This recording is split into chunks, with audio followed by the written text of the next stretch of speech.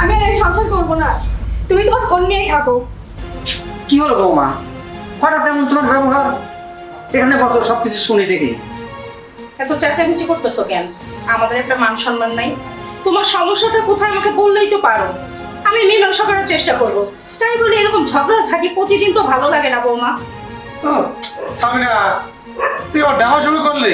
তুই যা করবি কর, আমাকে এখন বিরক্ত করিস না।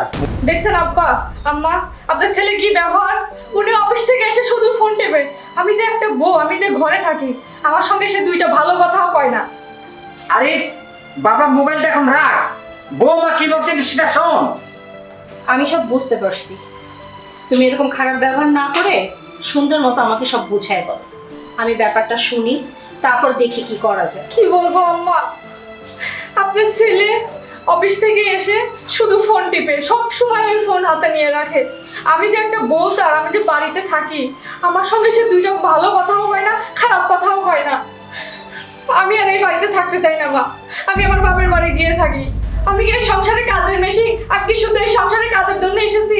সামিনা, তুই শুধু অভিযোগ করিস না, আমি কি বাইরে ঘুরে বেড়াই? অফিস থেকে এসে একটু শান্তিতে থাকতে চাই, সেই শান্তিটুকু তুই আমাকে দিবি না? শান্তি? তোমার শান্তি তো শুধু মোবাইল টিপা। মোবাইল ছাড়া তো তুমি কিছু বোঝো না। আমি সারাদিন সংসারে খেটে মরি, আর তুমি আমার সঙ্গে একটু কথাও বলো না। ওই মোবাইলেই তোমার সব, ওই মোবাইলেই তোমার বউ, তোমার বাবা, তোমার মা। আরে তুই একটু ভাব, সংসারে একটু সময় দেওয়ার দরকার নাকি? বৌমাকে একটু সময় দে। আর বাবা আরিফ, আমিও বুঝি না, বৌমা সারাদিন পরিশ্রম করে, তুই অফিস থেকে আসলে পরে সে চায় তাকে একটু সময় দিতে, তুই সময় দিচ্ছিস না কেন? বৌমাকে তো সময় দেওয়া উচিত, সে তোর জন্য কষ্ট পায়, সেটা বুঝিস?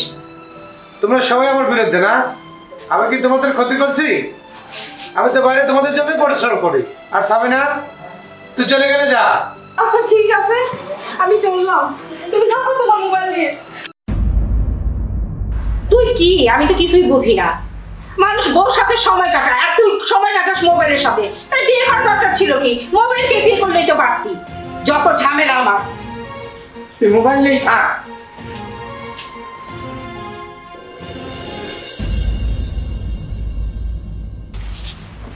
কি রে আরিফ, বৌমা যে কাঁদে কাঁদে বাপের বাড়ি চলে গেল, তোর কি একটু খারাপ লাগতেছে না? মা, সামিনা শুধু আমার সাথে ঝগড়াই করে। আসলে তুমি দেখো না, আমি সবসময় বাসায় থাকি। কিসের তুই বাসায় থাকোস?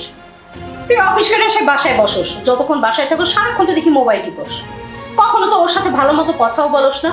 একটা বউ কি চায়, হ্যাঁ? যে স্বামী অফিস থেকে আসার পর তাকে একটু সময় দিই। ওটা সারাক্ষণ মন খারাপ করে থাকে, কিন্তু আমি কখনোই দেখি না যে তুই ওর সাথে ভালো মতো কথা বলবি।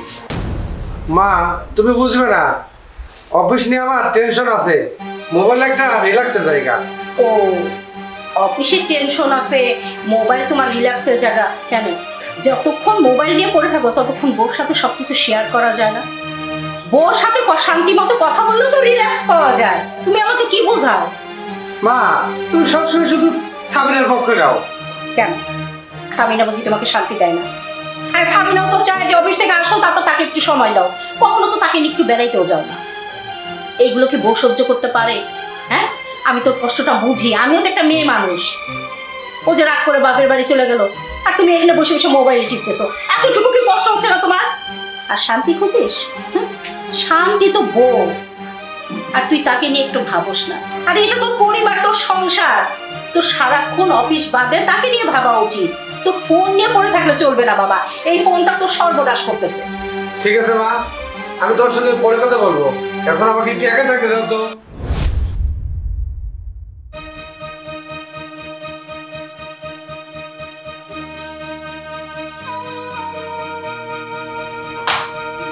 কি হয়েছে তোমার? মনটা এত খারাপ কেন?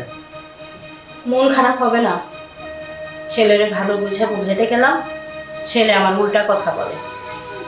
সে রিল্যাক্স করে মোবাইলে। বৌমার কথা এত বুঝালাম, কিছুতেই বুঝলো না।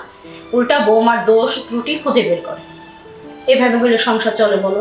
আমি তো কোনো জায়গায় যাই মুখ দেখাতে পারিনি, যেখানেই যাই সেখানেই কয় যে ওই যে গপুরের বেটার বউ চলে গেল। আরে সামাধান আমাদের তো মোবাইলে আসক্ত হলে কি চলে? বউটার তো একটু খেয়াল দিই নাকি? আচ্ছা, আমাদের ছেলে তো এরকম ছিল না। ছোটবেলা থেকে মানুষ করছি, যখন যেটা বলছে সেটাই শুনছে। একটা মাত্র ছেলে আমাদের।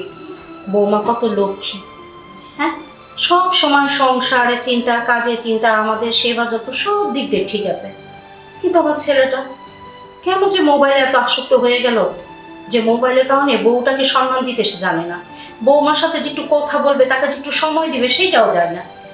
জানো, বৌমার মুখের দিকে তাকালে না আমারও খুব কষ্ট লাগে। আমি ছেলেকে বুঝাইতে গেলাম, ছেলে বুঝই মানলো না, ওটা তো বললো তাকে একা থাকতে। আমার বেটার বউ মতো কি বউ হয় নাকি? হ্যাঁ, 10টার ভিতরে আমার একটা বেটার বউ, কোনো সময় আমাদের চোখের উপর তাকায় কথা কয় না। আচ্ছা, আমি একটু ছেলেকে কি বুঝাবো? দেখো, আমি তো বোঝাইছি, কোনো লাভ হয়, তুমি যদি বোঝাইলে একটু শোনে তাহলে অন্তত বৌমাকে ফিরে আনা যাবে। তাছাড়া কোন মুখ নিয়ে বৌমার কাছে যাবে? আচ্ছা, ও অফিস থেকে ফিরে আসুক, তারপরে আমি বুঝাচ্ছি নাকি? আচ্ছা ঠিক আছে, ঠিক আছে, তা আমি খাবার বাড়ি আসবো। আচ্ছা চলো দেখি।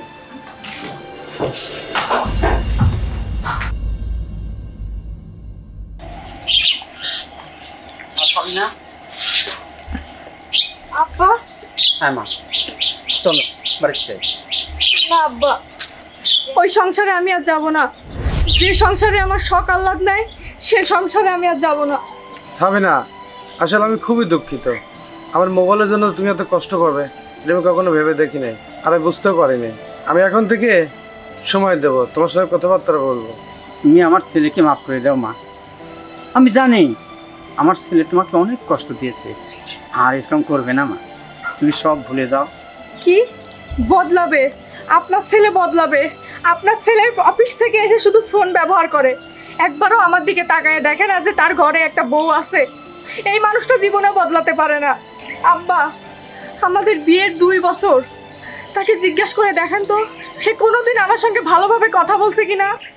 আমি জানি না আব্বা, আমি এতদিন অনেক ধৈর্য ধরেছিলাম আপনাদের বাড়িতে, কিন্তু আপনার সাওয়ালের কোনো পরিবর্তন নেই। ও যদি আবার এই কথা বলে আবার যদি ফোন ব্যবহার করা শুরু করে দেয়। বৌমা, আমি আরিফের বাবা, আমি ওকে বলে দিয়েছি যে সংসার আগে, মোবাইল না। মারে, তুমি আমাদের সাথে ফিরে চলো, আমরা গিয়ে আবার নতুন করে সংসার করি। সাবিনা, আমি প্রতিজ্ঞা করেছি আমি মোবাইলে এত সময় নষ্ট করব না। তুমি আমার সঙ্গে চলো, আমি আগের মতো তোমার সাথে সময় দেব। ঠিক আছে, এটাই তোমার শেষ সুযোগ। এরপর যদি আবার ভুল করো তাহলে আমি আর তোমার বাড়িতে আর কোনোদিনও যাব না। শোনা আর বৌমা, বৌমা চলো আমরা আগের মতো আবার সবাই মিলে সংসার করি। হ্যাঁ চলো। আব্বা দাঁড়ান। আচ্ছা মা, আচ্ছা।